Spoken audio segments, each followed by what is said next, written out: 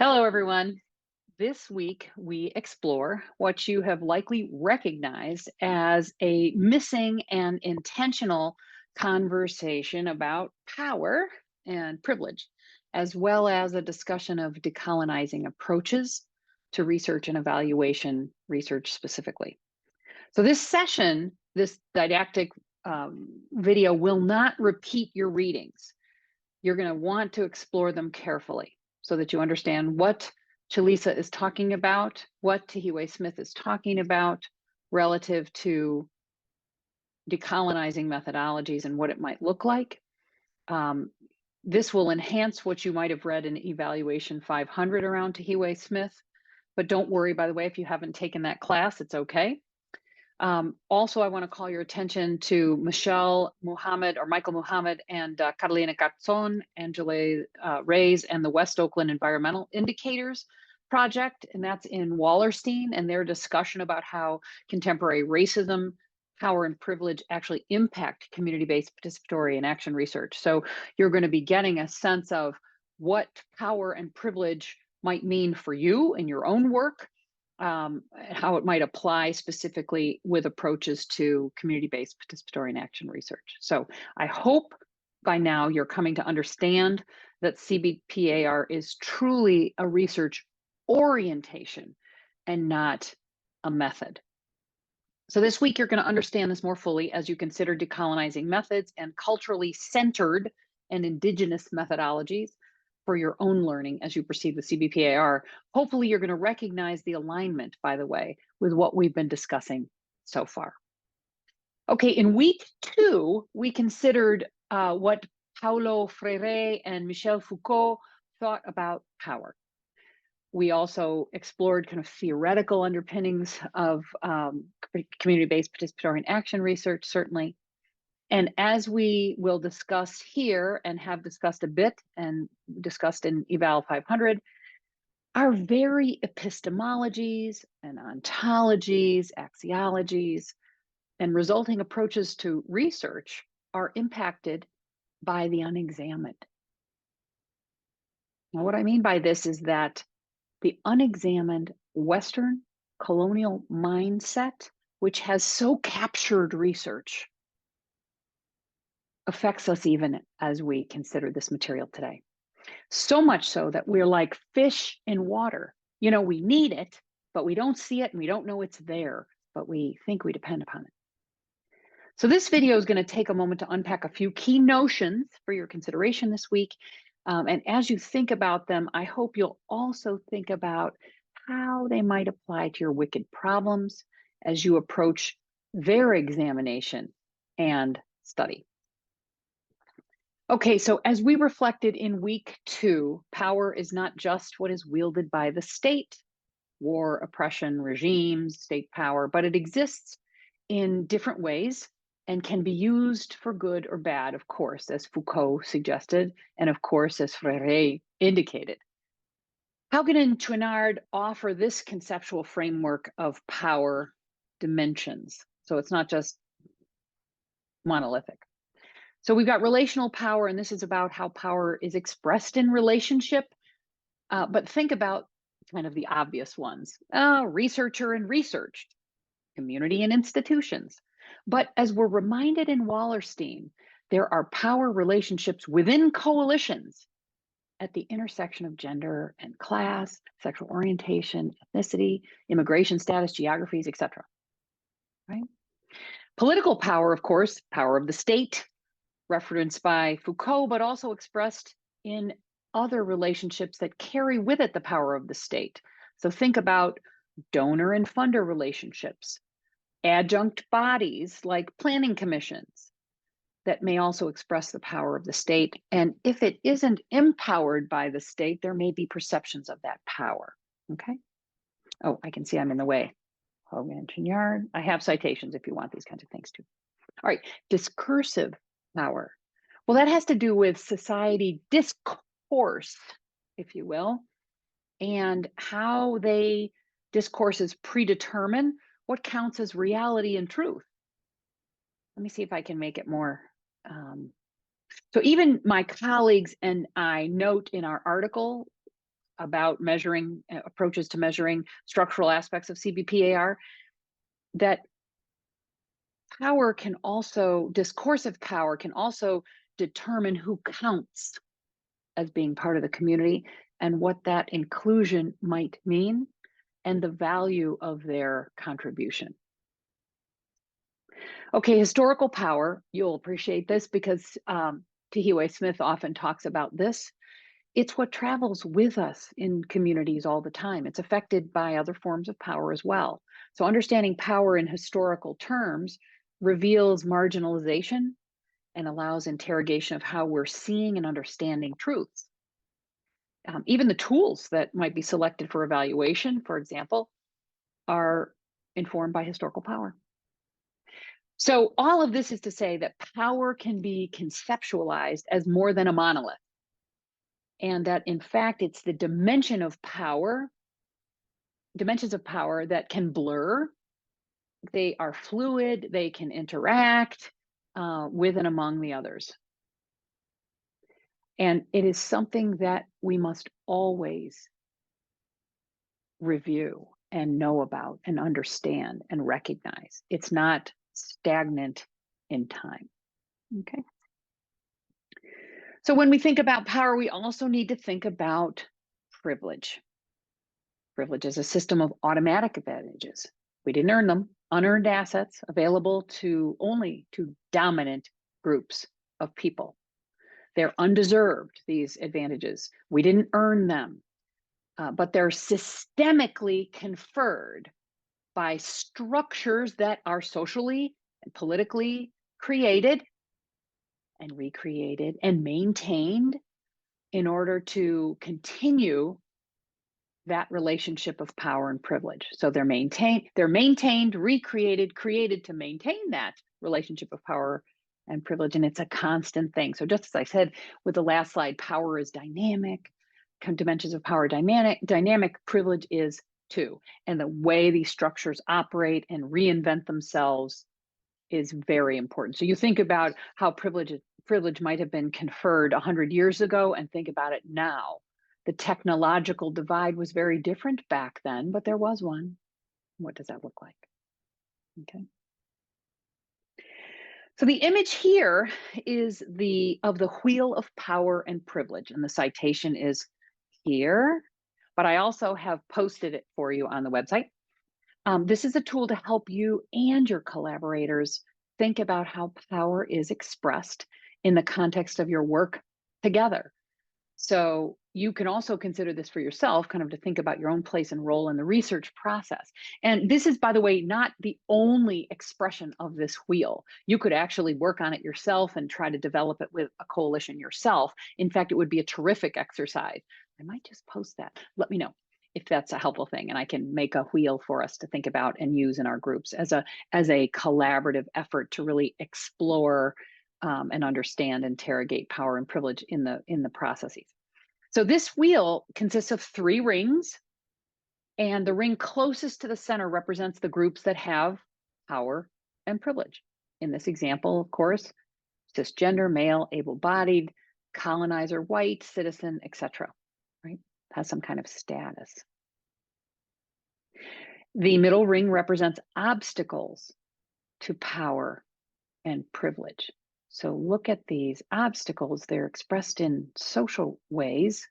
They're socialized, but they're definitely present and felt.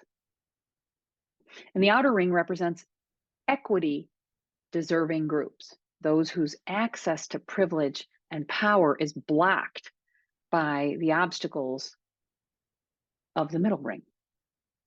Okay.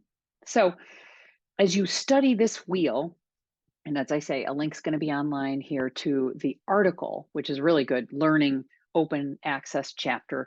And I want you to feel like these can become tools of what you can use with your coalition partners. But as you study this wheel, think about how a person or even a group of people might have privilege in one area, but not another. The complexities are indicators of how these might intersect, and you might think about that intersection. So also think for a moment about your own privilege? So let's take it to yourselves. What does it look like? How is it expressed? Now think about how privilege and power are situated or functioning in your wicked problem area. What does that look like? And now think about how the privilege and power are situated or functioning in efforts to address your wicked problem. And do research efforts acknowledge power and privilege and how? So this is really going to be the discussion assignment for this week. Okay, so we've encountered a few concepts and definitions. What does this have to do with decolonized approaches and methods in research and evaluation research, or even community-based participatory and action research? What is Beth talking about? Well, for those in Evaluation 500, you considered epistemologies and tools of research that were dominated in Western colonial thinking and histories. Even if this is new to you, think about research as you know it. What about the tools of research? What do you believe to be acceptable methods and tools? Valuable. Perhaps you have beliefs about that. Where did they come from? So perhaps a review of concepts might help. And if this is the first time, again, encountering them, please don't worry. We can certainly have a I'm stuck conversation and, talk about it too. Because everybody comes at this stuff with a variety of backgrounds. Now, research is a social construction of reality. It's a social construction of reality, of knowledge and values. And again, if it's new to you, hear it again. We socially construct research and what it is and what it does and how it studies and what is valuable to even look at. It shouldn't be surprising, though. That shouldn't really surprise us. I mean, it might, it not. It's certainly not taught that way. It shouldn't be surprising because humans develop this and humans are social and we are socialized and we are situated in power structures and so on. We didn't come out of the ground like potatoes. If we were trained in Western science, you will not necessarily know this or even believe this, that science and research are social constructed.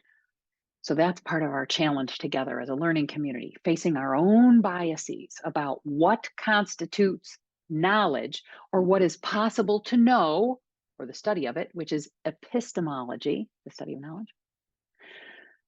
So we also will want to talk about our own biases about what constitutes reality, what is, or ontology, right? What's out there, and what is good or valuable to study,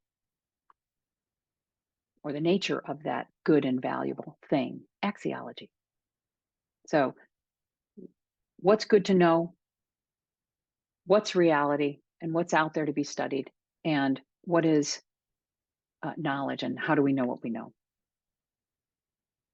So when we think about ontology, axiology, epistemology together, they inform what we call paradigms.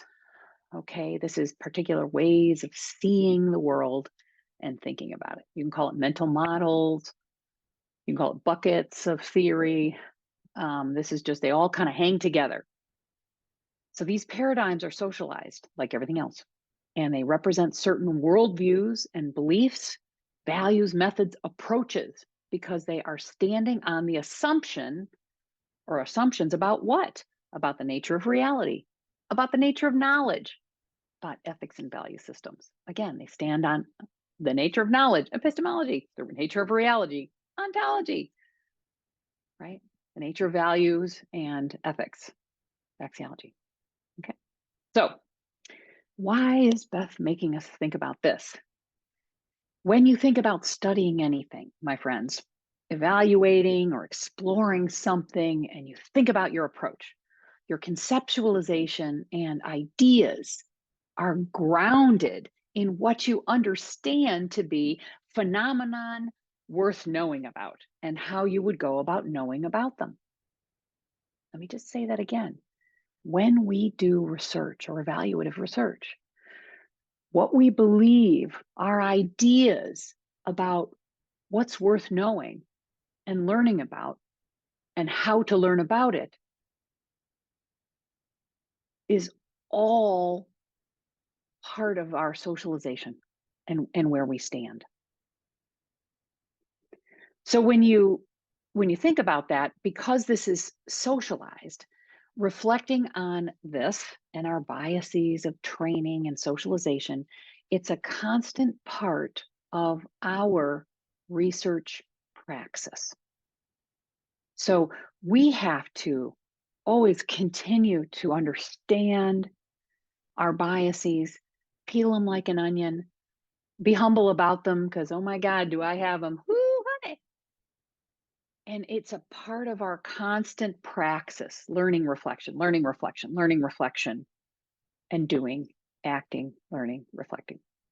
This is what I hope you will understand and begin to incorporate in your own work as you encounter the readings for this week. So I'm going to post also this week a helpful table from Chalisa from chapter 2, which is not assigned to you, but it's a good chapter, by the way, if you ever want to read it. And this details the beliefs associated with each of these paradigms, research paradigms, and beliefs and concepts involved and existing around them. Now, Chalisa advances the indigenous paradigms and as part of and related to decolonized approaches to research. Postpositivism, you'll probably recognize, is very close to positivism, right out of the whole Greek, Roman, Western constructs. And there are others. As I say, unpacking and knowing about this, defining this is not as important as understanding that what we're trying to do here is advance and understand the advancement of new paradigms that are decolonizing. So what do we mean when we say indigenous anything?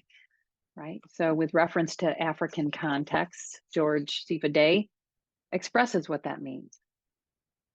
It's consciousness and knowledge arising locally and in association with long-term occupancy of place. That's different.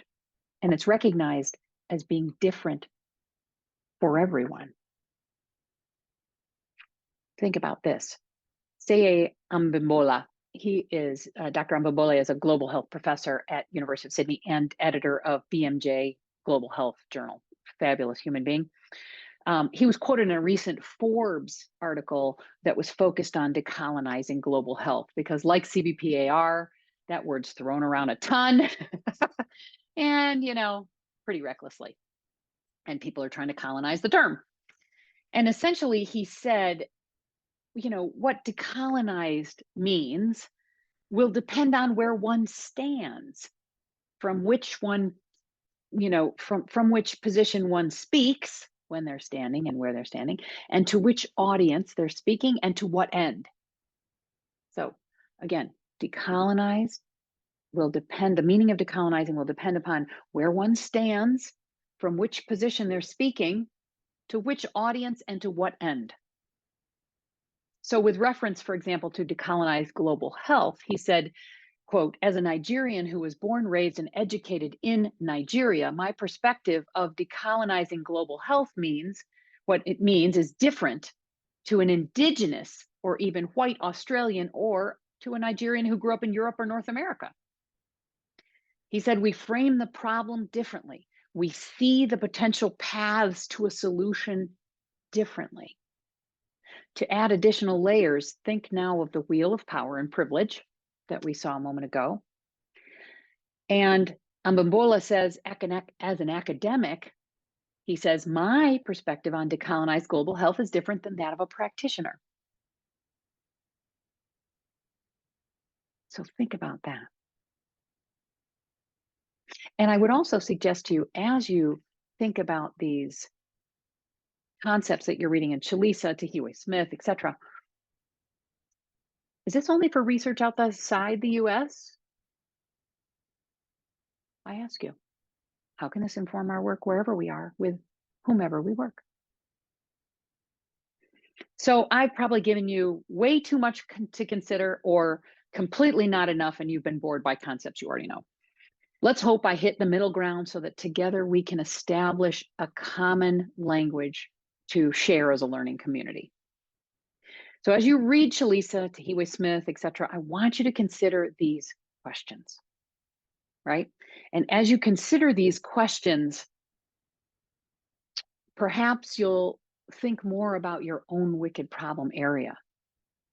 But I would even ask, how is it possible to decolonize social research if the very tools we use in evaluation research, tools you're taught to use in this program, by the way, are based in colonized methodologies? How is that possible? What do we need to do? Does it mean we can learn nothing and anything goes? Well, what is that goes? And who determines that? Axiology. What is good, valuable, relevant? How could CBPAR informed approaches be colonizing themselves?